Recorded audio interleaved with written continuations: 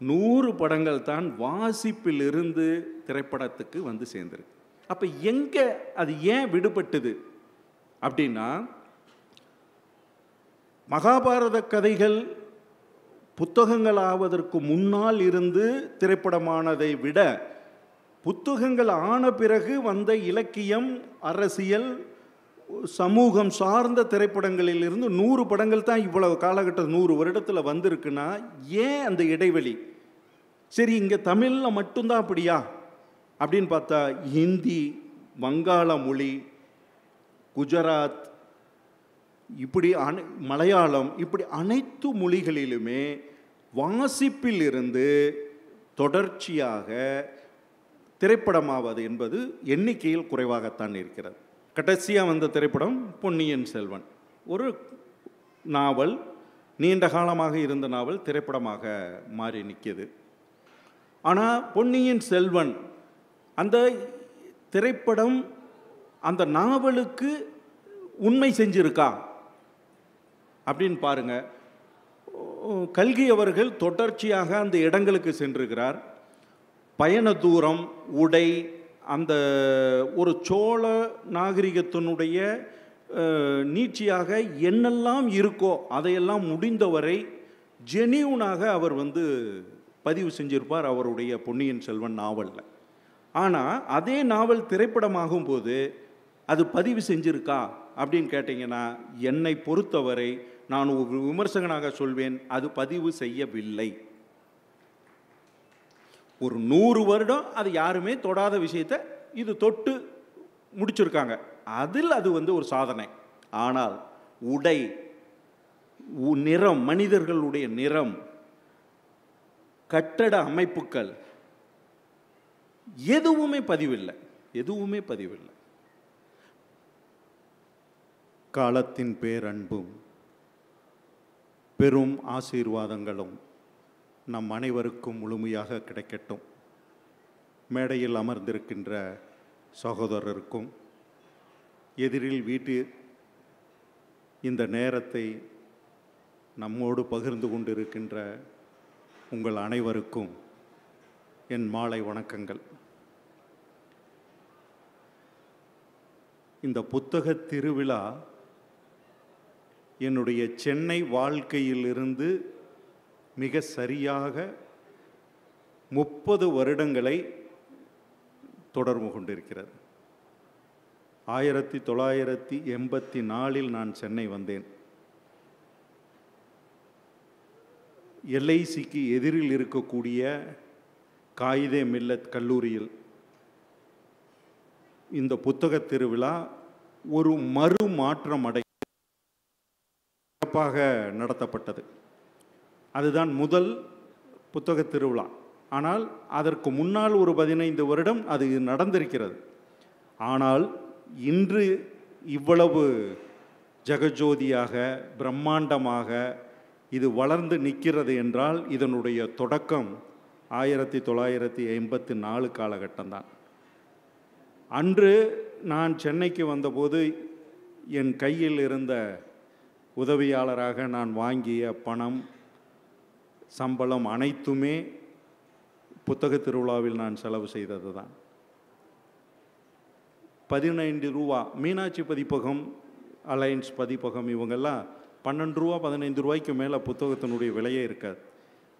ஜெயகாந்தன் அவர்களுடைய புத்தகங்கள் எல்லாம் பார்த்தீங்கன்னா ஒரு 20 ரூபாய்க்கு மேலே விலையே இல்லை. 100 ரூபாய்க்கு அதிகபட்ச விலையில் மிகப்பெரிய பிரம்மாண்டமான புத்தகங்கள் கிடைத்தது. இன்றைக்கு 1000 ரூபாயில் தான் ஒரு புத்தகத்தினுடைய விலையே தொடங்குகிறது. நல்ல வளர்ச்சி, மகிழ்ச்சியாகவும் இருக்குது. அதே சமயத்தில் பணத்தை நினைக்கும் போது பயமாகவும் இருக்குது. ஒரு பையை எடுத்துக்கிட்டு போனோம்னா அவ்வளவு புத்தகங்கள் வாங்கிட்டு போக முடிஞ்சது குறைவான விலைக்கு. ஆனால் இன்றைக்கி ஒரு பையை எடுத்துக்கிட்டு போனோம்னா மிகப்பெரிய அளவில் பணம் இருந்தால் மட்டும்தான் அந்த பையை நிரம்புற அளவுக்கு சூழ்நிலைகள் இருக்குது. ஆனாலும் புத்தகங்கள், எழுத்தாளர்கள் அதனுடைய கருத்தாக்கங்களை கொண்ட, மொழியாக்கங்களை கொண்ட புத்தகங்கள் மிக பிரம்மாண்டமான படைப்புகள் இந்த சமீப காலங்களில் பார்க்க முடிகிறது, படிக்க முடிகிறது. அதை நினைக்கும்போது எவ்வளவு விலை கொடுத்தாலும் அறிவு தேடல் உள்ளவர்களுக்கு ஒரு திருவிழாவில் பொம்மைகள் வாங்கக்கூடிய அல்லது விளையாட்டு பொருள்கள் வாங்கக்கூடிய ஒரு இடமாக இல்லாமல் அறிவை வாங்கக்கூடிய ஒரு இடம் திருவிழாவாக மாறி இருக்கிறது என்று நினைத்தால் மிக பிரம்மாண்டமான ஒரு பிரமிப்பே ஏற்படுகிறது. இதில் மிகப்பெரிய இரட்டடிப்பு சந்தோஷம். ஒரு வாசகனாகவும் ஒரு படிப்பாளியாகவும் அதே சமயத்தில் இந்த வளர்ச்சியின் இந்த புத்தக திருவிழாவினுடைய வரலாற்று தொடர்ச்சியில் நானும் ஒருத்தவனாக தொடர்ந்து வந்து கொண்டிருப்பதற்கு காலம் அங்கீகரித்ததை நினைத்தால் உண்மையிலுமே மகிழ்ச்சியாகவே இருக்கிறது. சந்தோஷம். இந்த புத்தக திருவிழாவில் எனக்கு கொடுக்கப்பட்ட தலைப்பு திரைப்படங்களில் வாசிப்பின் சலனம். சலனம் அப்படிங்கிற அந்த சொல்லாடல் நம்ம ரொம்ப இலக்கியத்தன்மையான வார்த்தை சொல்லாடல். அது ரொம்ப குறைவாக தான் நம்ம வாழ்க்கையில் பயன்படுத்துவோம். சஞ்சலம், ரொம்ப என்னடா ரொம்ப சலனத்தோடு இருக்க, சஞ்சலமாக இருக்கிற அப்படிங்கிற வார்த்தை தான் சலனத்தினுடைய ஒரு கலோக்கியலான வார்த்தையாக இருக்கும். அப்போ சலனம் அப்படிங்கிறது என்ன அப்படின்னா, அது ஒரு மாயை. உண்மையை சொல்லப்போனால் ஒரு மாயை. ஒரு பொருளை உன்னை இல்லாததை இருப்பது போல் காட்டுவது தான் சலனம். தண்ணி இருக்கு, அதை ஆட்டி விட்டோம்னா அது அந்த ஆடுன பிறகு ஒரு அசைவு இருக்கு இல்லையா, அது அந்த அசைவுக்கு பேர் சலனம். காற்று இருக்கு, ஒரு காற்று மரத்தில் பட்டு மரம் ஆடி அந்த உணர்வை தந்தால் அதுக்கு பேர் சலனம். அப்படி இயற்கையினுடைய செயல்பாடுகளில் தான் இந்த சலனம் என்கின்ற வார்த்தை உதாரணமாக பயன்படுத்தப்படுகிறது. அது ஒரு விஷுவலாக நமக்கு அந்த சொல்லணும்னா அந்த சலனத்துக்கு நம்ம இயற்கையினுடைய செயல்பாட்டை தான் விஷுவலாகவே நம்ம பார்க்க முடியும். அப்போது 1895 லூமியர் சகோதரர்கள் முதலில் திரைப்படத்தை உருவாக்குவதற்கான ஆரம்பகட்ட கருவியை கண்டுபிடித்தார்கள்.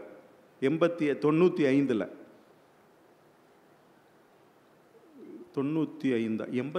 நினைக்கிறேன். 85 நினைக்கிறேன். அன்னைக்கு இதுக்கு திரைப்படம் என்று பெயர் கிடையாது. சலன படங்கள் இல்லாததை இருப்பது போல் காட்டுகிறதுக்கு சலனம் என்றால் அதற்கு அவர்கள் வைத்த பெயர் சலனப்படங்கள் தான். அதிலிருந்து அந்த சலனப்படங்கள் கண்டுபிடிக்கப்பட்ட 1வது வருடத்தில் மும்பையில் நம்ம இந்தியா அதை கேப்சர் பண்ணிக்கிச்சு. அதுக்கு அடுத்த வருடத்தில் சென்னைக்கு கொண்டு வந்தாச்சு. 87 சென்னைக்கு வந்துருச்சு. 2 வருடங்களில் அந்த சலனம் நம்ம அடைஞ்சிருச்சு. உலகந்தழுவிய வரையில் அது போய் சேர்ந்து அந்த சலனப்படங்களை உலகம் கண்டுபிடித்து அதை அங்கீகரிப்பதற்கு முன்னால் முதலில் இங்கு சேர்ந்தது.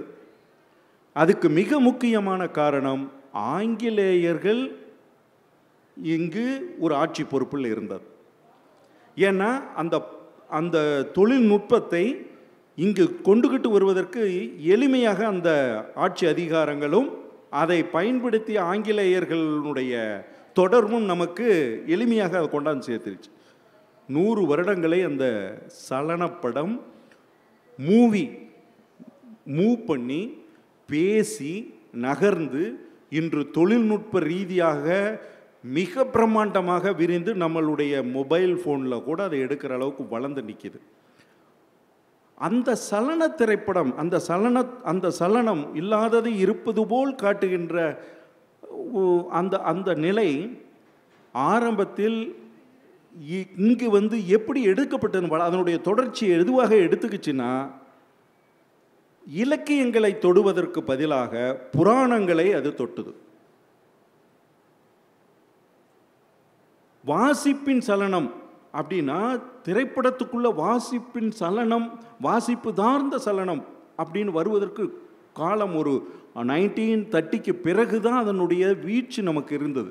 ஆனால் அதுக்கு முன்னாடி ஒரு 30 வருடம் எந்த வாசிப்பின் சலனங்களாக திரைப்படம் இருந்தது அப்படின்னா, புராணங்கள் அதன் சார்ந்த தாக்கங்கள் தான் திரைப்படங்களில் இருந்தது.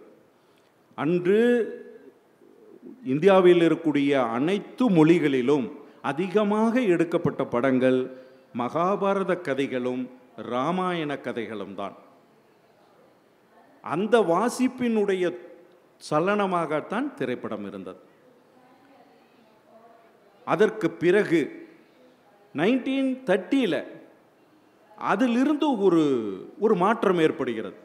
அந்த மாற்றம் கே. சுப்பிரமணியம், தமிழ் திரைப்பட உலகில் பார்த்தீங்கன்னா கே. சுப்பிரமணியம் அவர்கள் தியாக பூமி என்ற திரைப்படத்தை ஒரு நாவலை திரைப்படமாக, அந்த வாசிப்பினுடைய தொடர்ச்சியாக திரைப்படமாக்குறார். தமிழ் திரைப்படம் இதுவரையிலும் 100 வருடங்களை கடந்து நிற்கிது. ஆனால் தமிழ் திரைப்படத்துக்குள்ள வாசிப்பில் திரைப்படத்தில் ஏற்பட்ட சலனங்கள் பார்த்தீங்கன்னா மொத்தம் ஒரு 100 படங்கள் தான் இருக்கும். 100 படங்கள் தான் வாசிப்பில் இருந்து திரைப்படமாக மாறி இருக்கிறது. வருஷத்துக்கு 140 படங்கள் இருந்து 200 படங்கள். அப்போ 100 வருஷத்தில் நீங்கள் கணக்கிட்டீங்கன்னா கிட்டத்தட்ட 2,20,000 எத்தனை எவ்வளோ வருது? 200 படங்கள்னால் 10 வருஷத்துக்கே 2,000 படங்கள் ஆயிடுச்சு. 100 வருஷத்துக்குனா 25,000 30,000 திரைப்படங்களுக்கு மேலே இருந்தாலும் 100 படங்கள் தான் வாசிப்பில் இருந்து திரைப்படத்துக்கு சேர்ந்துருக்கு. அப்போ எங்கே அது ஏன் விடுபட்டது அப்படின்னா,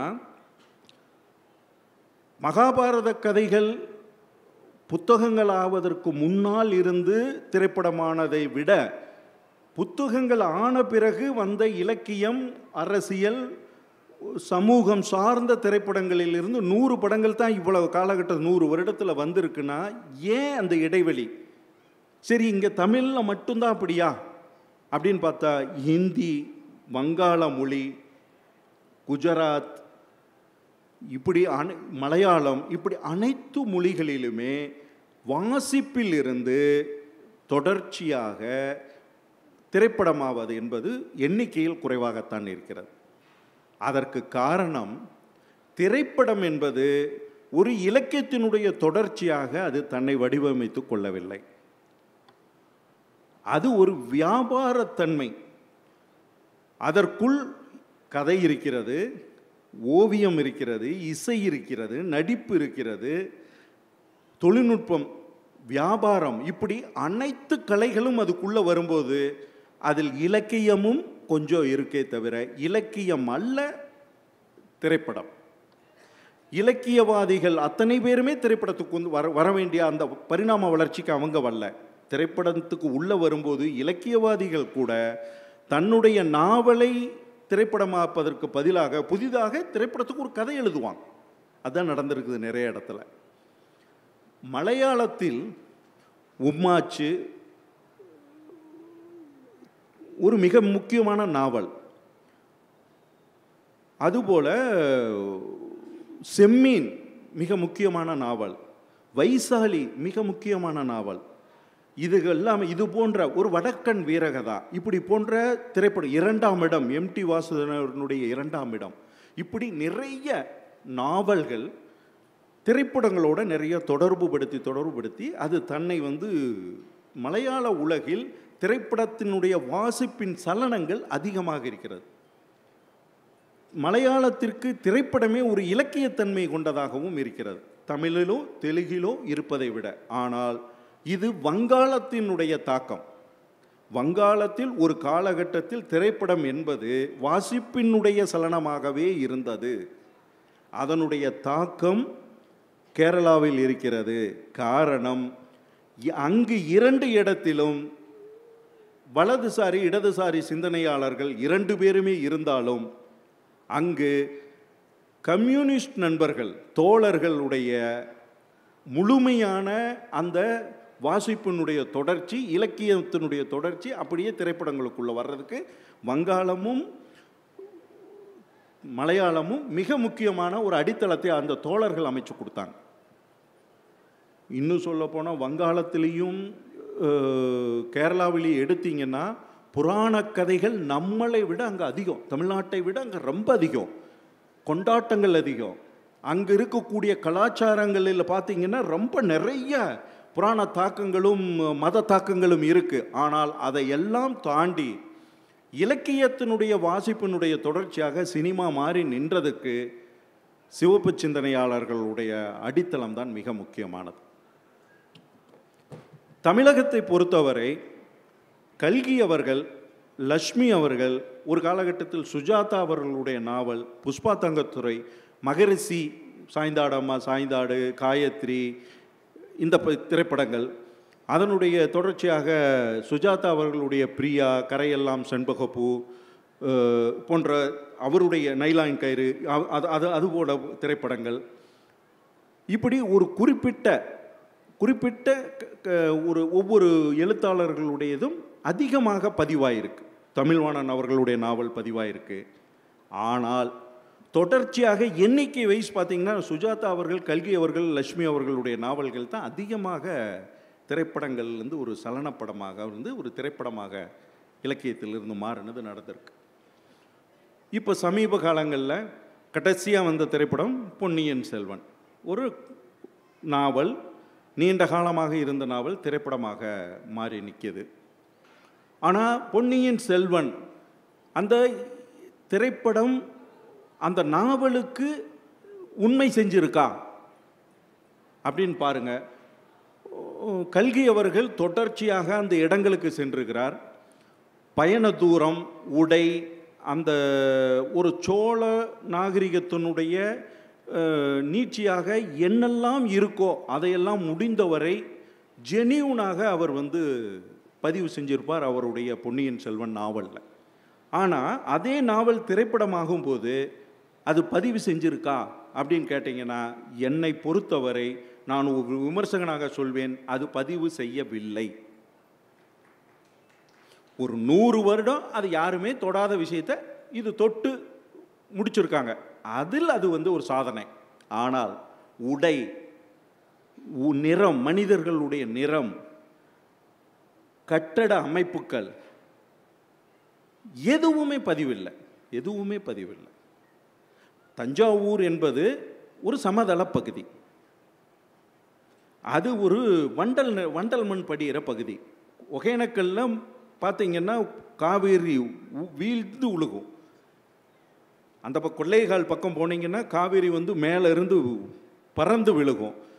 காவேரி அடுத்தது பவானி வரும்போதே பார்த்தீங்கன்னா கல்லுகளுக்கு இடையில் கரடு முரடாக ஒடியாரும். கரூர் தாண்டும் போதே பார்த்தீங்கன்னா கரூர்கிட்ட அப்படியே அதனுடைய அமைதி இருக்கும். திருச்சி தாண்டி கல்லணைக்கிட்ட வரும்போது அது 2-3 பதுங்கி போய் ஒரு 70 வயது நபர் ஒரு சாந்தமாயிருவான் தெரியுமா வாழ்க்கையினுடைய அனுபவத்தில். அந்த மாதிரி அது ஒரு 70 வயது நபர் போல் ரொம்ப பவ்யமாக இருக்கும். கல்லணையிலிருந்து பிரிஞ்சு பிரிஞ்சு பிரிஞ்சு பிரிஞ்சு காவேரி கடலில் கறக்கும்போது பார்த்திங்கன்னா அது வாய்க்காலாக மாறிடும். காலில் தள்ளை விடுகிற வாய்க்காலாகத்தான் வயல்வெளியில் பார்க்க முடியும். அப்படி ஒரு சமதள பகுதி அது. அங்கே கடவுளுக்கு உயரமான ஒரு கோயிலை கட்டணும் அப்படின்னு ஒரு அரசன் ஆசைப்படுறான். அப்போ அவனுடைய மாளிகை எப்படி இருக்கணும்னா குறைவாக இருக்கணும், உயரம் குறைவாக இருக்கணும். அது கல்லால் கட்டப்பட்டதா மரத்தால் கட்டப்பட்டதா? அந்த மாளிகை எப்படி இருந்திருக்கும்? மரத்தையும் செம்மண்ணுகளையும் வைத்து அடர்த்தி வைக்கோலெல்லாம் வச்சு கலவையை கரைச்சி ஊற்றி அதில் ஒரு கட்டுமான பணிகளோட ஒரு கட்டட அமைப்பு இருந்திருக்கலாம். உடை எப்படி இருந்திருக்கும்? இன்றைக்கி நம்ம இது வெயில் மண் பூமி. இந்த வெயிலில் நம்மளுடைய பருத்தி உடைகளாக இருக்கும், அல்லது ரொம்ப தொலைதொலன்னு உடைகள் இருந்திருப்போம். வசதியானவர்கள் கூட ரொம்ப ரொம்ப ரொம்ப குறைவான உடை நகைகள்லாம் போட்டு தான் இருப்பாங்க. அவ்வளோதான் இருக்கும். ஏன்னா நம்மளுடைய சீதோஷண நிலை. அப்போ அந்த மன்னர்கள் எவ்வளவு உடை குறைவாக அணிஞ்சிருப்பாங்க. சரி, இதுக்கு பிறகு அங்கே பாறை பகுதியிலே கிடையாது. குடுமியாமலையிலையோ அங்கிருந்தோ கோயில் கட்டுவதற்கு வெட்டி பாறைகளை கொண்டுக்கிட்டு இங்கே ஒரு மிகப்பெரிய கோயிலை கட்டியிருக்காங்க. கற்றளி எடுக்கிறது என்பது சோழர்கள் காலத்தில் ஒரு மிகப்பெரிய விஷயமா இருந்திருக்கு. செங்கல்லில் இருந்து கருங்கல்லில் கோயில் கட்டுவது என்பது ஒரு மிகப்பெரிய வேண்டுதல்கள் அடிப்படையில் நடந்திருக்கு. அப்போ கற்றளி என்பது ஒரு கடவுளுக்கு மட்டுமே பொருந்தின ஒரு விஷயமா இருந்ததெல்லாம் பதிவாயிருக்கு. ஆனால் பொன்னியின் செல்வனில் என்ன நடந்திருக்கு? தஞ்சாவூர் கோயில் ராஜராஜன் கட்டின கோயிலை விட மிக உயரமான மலைகள் மேலே தஞ்சாவூர் கோயில் இருக்குது, இது கோட்டை இருக்குது. எங்கே இருக்குது தஞ்சாவூரில் மலை, எங்கே இருக்குது கோட்டை, எங்கே இருக்குது? நீங்கள் நாகப்பட்டினத்திலிருந்து எடுத்தீங்கன்னா மாமல்லபுரத்துக்கிட்ட தான் சின்ன மலைகள் இருக்குது. கிட்டத்தட்ட 10 கிலோமீட்டர் டிஸ்டன்ஸுக்கு கன்னியாகுமரியிலிருந்தே சைடில் மலைகளே கிடையாது. செங்கல்பட்டு இங்கே வரும்போது தான் பார்த்தீங்கன்னா குன்று குன்றா சின்ன சின்ன மலைகள், திருக்குளங்கன்றூர் இருக்கும், அப்படி இருக்கும், மலைகளே இல்லை. ஆனால் பொன்னியின் செல்வனில் இருக்குது கோட்டையே அவ்வளோ பெரிய மலை மேலே கட்டின கோல்கொண்டா கோட்டை கொண்டாந்து இங்கே வச்சுருக்காங்க. உடைகள் அத்தனையும் நார்த் இந்தியன் உடைகள், நகைகள் அத்தனையும் நார்த் இந்தியன் மன்னர்கள் போடுற அந்த முழுக்க சினிமாவாக மாறி நின்றுது. அது ஒரு சினிமா. அப்போது வாசிப்பின் சலனங்கள், எந்த வாசிப்பு எதுவாக மாறுது? வாசிப்பின் சலனங்கள். நான் அது ஏன் இந்த உதாரணத்தை சொல்கிறேன்னா, இந்த உதாரணம் சமீபத்தில் உங்களுக்கு பதியுங்கிறதுக்காக சொல்கிறேன். ஆனால் இதே இடத்துல ஒரு உதாரணம் சொல்கிறேன். முள்ளும் மலரும்னு ஒரு திரைப்படம் மகேந்திரன் சார் டைரக்ட் பண்ணது. மெட்டி, நண்டு, இந்த படங்கள் அனைத்துமே நாவலுடைய திரைப்படங்கள். சிற்றன்னை, பொன்னியின் சாருடைய நாவல், இதுகெல்லாம் தான் திரைப்படம் பண்ணார் மகேந்திரன் சார். மகேந்திரன் சார் வந்து முழுக்க முழுக்க திரைப்படத்துக்கு வசனம் எழுதியவர். தங்கப்பதக்கம் போன்ற திரைப்படத்திலெல்லாம் அப்படி வசனத்து வசனமாகவே அப்படி வசனத்துக்கு பேர் போன ஒரு வசனகர்த்தா. அப்படிப்பட்ட ஒரு நபர் வாசிப்பினுடைய சலனம், வாசிப்பிலிருந்து ஒரு திரைப்படம் ஆக்கும்போது வசனமே இல்லாமல் ஒரு திரைப்படம் பண்ணுறார் ஒரு வசனகர்த்தா. அந்த ஆள் நேர்மையான ஒரு படைப்பாள். அங்கே தான் இருக்குது இலக்கியம். திரைப்படம் ஆகும்போது, வாசிப்பு திரைப்படம் ஆகும்போது அங்கே ஒரு இலக்கியம் மலரணும். அது ஒரு ஏற்கனவே எழுத்து வடிவத்தில் இருக்கக்கூடிய ஒரு இலக்கியத்தை ஒரு விஷுவல் வடிவமாக அதை மாற்றி இன்னொரு தொடர்ச்சி, அது இன்னொரு பாய்ச்சல். அதுக்கு ஒரு கலைஞர் நடுவில் நின்று மிக தார்மீகமாக வேலை பார்க்கணும். அந்த வாசிப்புக்கும் சலனத்துக்கும் இடையில வேலை பார்க்கறது என்பது பயங்கர மித்து. அது ஒரு மந்திரவாதி வேலை. அதை மகேந்திரன் சார் செஞ்சிருப்பார். நான் வந்து ஆரம்பத்தில் நூலகத்தில் அப்போ தான் படிக்க தொடங்கி இருக்கிற காலகட்டம், 8th 9th படிக்கிற காலகட்டம். ரமணிச்சந்திரனுடைய நாவல் நினைக்கிறார், உமாச்சந்திரனா ரமணிச்சந்திரன் நினைக்கிறேன். அந்த நாவல் முள்ளு மலரும் நாவலை வந்து நான் படிக்கிறேன், புத்தகமாக வந்தது படிக்கிறேன். அது காளி, இந்த தங்கச்சி கேரக்டர், இது அந்த விஞ்ச் கேரக்டர், அந்த மலை மேலே இருக்கக்கூடிய ரயில் பயணம், இதெல்லாம் எழுத்து வடிவிலேயே என்னை வந்து ரொம்ப பாதித்த ஒரு நாவல். படித்தாச்சு, முடிஞ்சிருச்சு. இது படித்து முடித்த ஒரு வருடம் 2 வருட காலகட்டத்தில் முள்ளு மரணம் திரைப்படம் வருது. நான் அந்த படத்தை பார்க்குறேன். பார்த்தா எனக்கு என்னமோ ஒரு பாதிப்பு. இந்த கதையை எனக்கு முன்னாடி தெரியுமே, இந்த கதை எனக்கு முன்னாடி தெரியுமேன்னு சொல்லிக்கிட்டே இருக்கேன். சொன்னால் அதுக்கு பிறகு பத்திரிகையிலெல்லாம் வருது, இது வந்து இப்படி ஒரு நாவலை திரைப்படமாக்குனது அப்படின்னு சொன்னது. அப்போ தான் எனக்கு தெரியுது, ஓ அப்போது ஒரு கதையை வந்து திரைப்படமாக்க முடியுமா? அதற்கு எனக்கு ஒரு எழுத்தை, ஒரு நாவலை எப்படி திரைப்படமாக மாற்றுவதற்கு எனக்கு கிடைத்த மிகப்பெரிய பாதிப்பும் உதாரணமும் முள்ளும் மலரும் தான். இன்னைக்கு வரையிலும் எனக்கு முள்ளும் மலரும் ஒரு வாசிப்பினுடைய சலனங்களாக முள்ளு மலரும் தந்த அந்த நேர்மையை தமிழ் திரைப்பட உலகில் நான் பார்த்த வரையில் வேறு எந்த திரைப்படங்களும் தரல. எல்லாம் திரைப்படமாயிருக்கு. ஆனால் அதில் இருந்த மகேந்திரன் சார்கிட்ட இருந்த நேர்மை சொல்கிறேன். இது முன்னாடி யாருக்கிட்ட இருந்ததுன்னா பீம்சிங் அவர்கள்கிட்ட இருந்தது. பீம்சிங் அவர்கள் பாசமலர், பாவ மன்னிப்பு போன்ற திரைப்படங்கள், இந்த படங்கள் அனைத்துமே பக்கிம் சந்திரர், சரச்சந்திரர் போன்ற பெங்கால் நாவல்களினுடைய தாக்கத்தில் ரைட்ஸ் வாங்கியெல்லாம் நிறையா பண்ணியிருக்கார். அது முழுக்க ஒரு இலக்கியம் திரைப்படமாவதற்கான அந்த நேர்மையோட பீம்சிங் சார் அணுகியிருக்கார். அதற்கு முன்னால் சதி லீலாவதி, எஸ்.எஸ். வாசன் அவர்கள் எழுதிய ஒரு கதை. அந்த கதையை எம்ஜிஆர் அவர்கள்லாம் நடிச்சிருப்பார், எல்லிஸ் டங்கன் டைரக்ட் பண்ணியிருப்பார். அது திரைப்படமாக ஒரு மாற்றத்தை தந்திருக்கும், ஒரு நேர்மையான அணுகுமுறையில் இருந்திருக்கும். இதையெல்லாம் விட ஒரு உச்சமான இன்னொன்று சொல்கிறேன். கொத்தமங்கலம் சுப்பு அவர்கள் எழுதிய தில்லானா மோகனாம்பாள், கிளாசிக்ஸ். நீங்கள் தில்லானா மோகனாம்பாளை பாருங்கள். கோபுலு அவர்கள் அதுக்கு ஓவியம் வரைஞ்சிருப்பார் ஆனந்த விகடன் தொடரில். அந்த ஓவியமும் அந்த அதில் இருந்த அந்த அந்த அந்த செட்டு, அந்த காஸ்டியூம்ஸு, அந்த கேரக்டர்ஸுகள்லாம் எப்படி இருக்கணும் எல்லாத்தையும் அப்படியே பதிவு பண்ணியிருப்பார் அந்த திரைப்படத்தில். அவ்வளவு நேர்மையான ஒரு திரைப்படம். கேரக்டர்ஸ் கூட பாலையா அண்ணனிலிருந்து சாரங்கபாணி அண்ணனிலிருந்து இந்த பக்கம் நாகேஷ் சார், நம்பியார், எல்லாம் அவங்க தில்லானாவோட வரக்கூடிய அம்மா, அந்த மிருதங்கம் வாசிக்கக்கூடிய கருணாநிதி, அவங்க இப்படி அனைத்து கேரக்டர்களும் அந்த வாசிப்பில் இருந்து அப்படியே இல்லாத ஒன்றை இருப்பது போல் காட்டுவது அப்படின்னு தான் சலனங்கள். அப்படின்னா அங்கே இருக்கிறதை இன்னும் மெருகேற்றி காட்டுவது தான் இலக்கியத்தினுடைய வாசிப்பினுடைய இன்னொரு பரிமாணம்னு நினைக்கிறேன். அது அந்த கலைஞர்கள்ட்ட இருந்தது. இப்படி தொடர்ச்சியாக பல்வேறு காலகட்டங்களில் பல்வேறு கலைஞர்கள் அதை தொட்டு மேம்படுத்தி அழகுற அதை அடுத்த ஒரு தலைமுறைக்கு கடத்தி சென்ற கலைஞர்களையும் பார்க்குறோம்.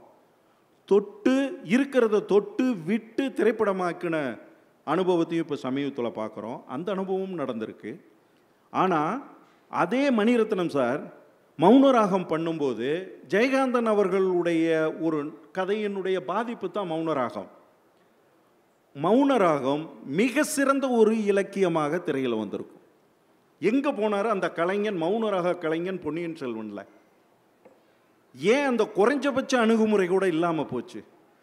100 வருடங்கள், ஒரு 50-60 வருடங்கள் ஒரு கலைஞன் தேடி பிடிச்சி போய் எழுதி யாராலும் தொட முடியல, எடுக்க முடியலன்னு சொன்ன ஒரு படைப்பை, இலக்கிய படைப்பை, அதை திரைப்படம் ஆகும்போது குறைஞ்சபட்சம் அந்த நேர்மையை கூட அணுகாமல் முழுக்க முழுக்க ஒரு திரைப்படத்தினுடைய வணிக ரீதியான ஒரு கலவையாகவே அந்த திரைப்படம் வடிவமைத்ததில் எனக்கெல்லாம் மிகப்பெரிய வருத்தம். ஒரு படைப்பாளியாகவும் ஒரு பொன்னியின் செல்வன் படித்த வாசகனாகவும் அதே போல் ஒரு விமர்சனாகவும் எல்லா விதத்திலையும் அது எனக்கு ஒரு பெரிய ஏமாற்றம் தான். ஆனால் திரைப்படம் வாசிப்பிலிருந்து சலனப்படங்களாகவும் திரைப்படங்களாகவும் மாறும்போது அது மிகப்பெரிய சவாலை சந்திக்க வேண்டி இருக்கிறது என்பதுதான் உண்மை.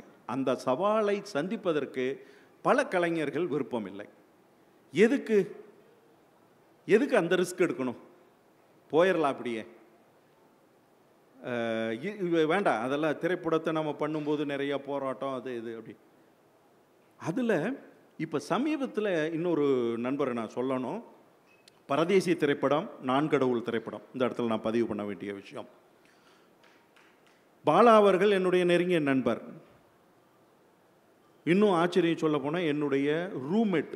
நானும் பாலாவும் எல்டாம்ஸ் ரோட்டில் ஒன்றா தங்கி இருந்தோம். நான் நிறைய படிப்பேன். பாலா ஒன்றும் சுத்தமாக சாதாரணமாக படிக்கக்கூட மாட்டான், புத்தகமே தொட மாட்டான். ஆச்சரியம், பாலுமகேந்திரா சார்கிட்ட போன பிறகு பாலா படிப்பில் தன்னை மேம்படுத்தி கொண்டு அல்லது படிப்பு சார்ந்த விஷயத்தில் தன்னை கவனம் செலுத்திக்கிட்டு நான்கடவுளையும் பரதேசியும் நாவல்களிலிருந்து எடுத்து சினிமா படைச்சிட்டான். பெரிய சல்யூட் அடிக்கணும். அதை நேர்மையாக படைச்சிட்டான். தொடர்ச்சியான படிப்பாளிகளை விட, தொடர்ச்சியாக அதுக்காகவே மெனக்கடுறவங்களை விட பாலா அந்த திரைப்படத்தை ஒரு வாசிப்பு, அந்த வாசிச்சு நான் இந்த இடத்துல இருந்து வாசிக்கிறேன், இதை எப்படி நான் ஒரு திரைப்படமாக நான் மாற்றணும். அப்போ அதுக்கு என்ன, அது அந்த ஒரிஜினல் கற்பும் கெடாமல் அதனுடைய நேர்மையாக நான் திரைப்படத்தில் அணுகி சொல்லிடணும், அதை கெடுத்துடக்கூடாதுன்னு வேலை பார்க்கணும் இல்லையா? அது அந்த 2 திரைப்படத்துலையுமே பார்க்க முடியும். தங்கர்பச்சானுடைய திரைப்படங்கள், அவருடைய நாவல்களையே பெருசாக பண்ணார். ஆனால் தலைகீழ் விகிதங்கள் நாஞ்சில் நாடானுடைய திரைக்கதையை எடுத்து படம் பண்ணும்போது அது முழுமையாக வரல. 9 ரூபாய் நோட்டு தங்கர்பச்சானுடைய திரைப்படம், நாவல் திரைப்படமாகும்போது இருந்த நேர்மை, தலைகீழ் விகிதங்கள் நாஞ்சில் நாடானுடைய திரைப்படத்தை, தலைகீழ் விகிதங்கள் நாவலை எடுத்து திரைப்படமாகும்போது அது கொஞ்சம் வணிக ரீதியாகத்தான் மாறி இருந்ததே தவிர இலக்கியத்தன்மையில் முழுமையாக அது தன்னை வெளிப்படுத்தலை. இப்படி பல பேர் வாசிப்பிலிருந்து சலனத்துக்கான முயற்சிகள், அந்த சலனமாக மாற்றுவதற்கான முயற்சிகளில் அந்த மித்து சில இடங்களில் ஒரு மந்திரவாதிக்கு பிடிபட்டிருக்கு. சில இடங்களில் வேண்டாம் அப்படின்ட்டு அவங்க கடந்து போயிருக்காங்க. சில பேர் முயற்சி செஞ்சு தோற்று போயிருக்காங்க. சில பேர் முயற்சி செஞ்சு மிகப்பெரிய சாதனையாளர்களாகவும் மாறியிருக்காங்க. இதுதான் இந்த 100 வருடத்தில் இந்த திரைப்படங்கள் உலகத்தில் வாசிப்பினுடைய தொடர்ச்சியாக நான் பார்க்குறேன். இன்றைக்கி இருக்கக்கூடிய இளைஞர்கள், திரைத்துறையில் இருக்கிற இளைஞர்கள் அந்த வாசிப்பினுடைய தொடர்ச்சியாக திரைப்படத்தை பார்க்குறாங்களா, அல்லது வாசிப்புக்குள்ளே இருந்து திரைப்படத்தை மேம்படுத்தி காட்டணும்னு நினைக்கிறாங்களா அப்படிங்கிறதுல எனக்கு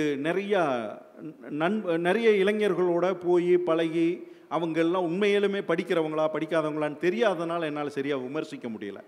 ஆனால் பொதுவாக படைப்பு ரீதியாக பார்க்கும்போது காக்கா முட்டைன்னு ஒரு படம் மணிகண்டன் இயக்கியிருப்பார்.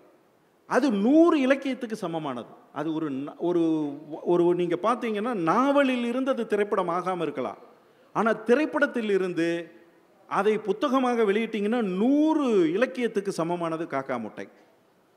கடைசி விவசாயி மிக சிறந்த ஒரு இலக்கிய படைப்பு. அது ஒரு நாவலாக நீங்கள் அந்த திரைப்படத்தை நாவலாக மாற்றும். அப்போ நான் என்ன நினைக்கிறேன்னா, வாசிப்பினுடைய தொடர்ச்சியாக சலனப்படங்கள் இருக்க வேண்டும் என்பதை தாண்டி சலனப்படங்களில் இருந்து ஒரு இலக்கியமாக விஷயங்கள் வாசிப்புக்கு கொண்டு வரணும்னு நினைக்கிறேன் நான். ஏன் திரைப்படங்களை இலக்கியமாக மாற்றக்கூடாது? சரி, நான் இலக்கியத்திலிருந்து திரைப்படம் ஆக்குறதுல நிறைய பிரச்சனை இருக்கலாம், வணிக ரீதியான பிரச்சனை இருக்கலாம், அது இருக்கு. அது சுதந்திரத்தை படைப்பாளிகிட்டு விட்டுருவோம். படைப்பாளி எதை வேணாலும் படைக்கட்டும். அந்த படைப்பில் சிறந்த படைப்புகளை அப்படியே எடுத்து அதை திரைக்கதை வடிவத்தில் எழுதாமல் நாவல் வடிவத்தில் அந்த கதையை நாவல் வடிவத்தில் உணர்ச்சிகளையோட அவன் என்ன நேரேட் பண்ணியிருக்கான், பின்னாடி ஒரு கழுதை வருது, பின்னாடி ஒரு வண்டி வருது, அவன் அட்மாஸ்பியர் கிரியேட் பண்ணியிருந்தானா அதை அப்படியே எழுத்து வடிவத்தில் கொண்டு ஏன் அதை இலக்கியமாக மாற்றக்கூடாது? சலனத்தை வாசிப்பாக மாற்ற வேண்டும் என்று நான் ஆசைப்படுகிறேன். அதை இன்றைய இளைஞர்கள் சலன படங்களில் நிறைய இலக்கியங்களை படைச்சிக்கிட்டு இருக்காங்கன்னு எனக்கு தோணுது. படங்கள் பார்க்கும்போதெல்லாம் தோணும். மிக சிறந்த படைப்பாளிகள் இளைஞர்களாக இருக்கிறார்கள். எதிர்காலத்தில் மிக சிறந்த இலக்கிய படைப்புகளை திரையில் தருவார்கள். அந்த படைப்புகள் அனைத்தும் வெறும் திரைக்கதை வடிவத்தில் வாசிப்புக்கு வராமல் அது ஒரு நாவலும் இலக்கியமாக மாறி நிற்க வேண்டும் என்ற ஆசையுடன் இந்த உரையை முடித்துக் கொள்கிறேன். நன்றி, வணக்கம்.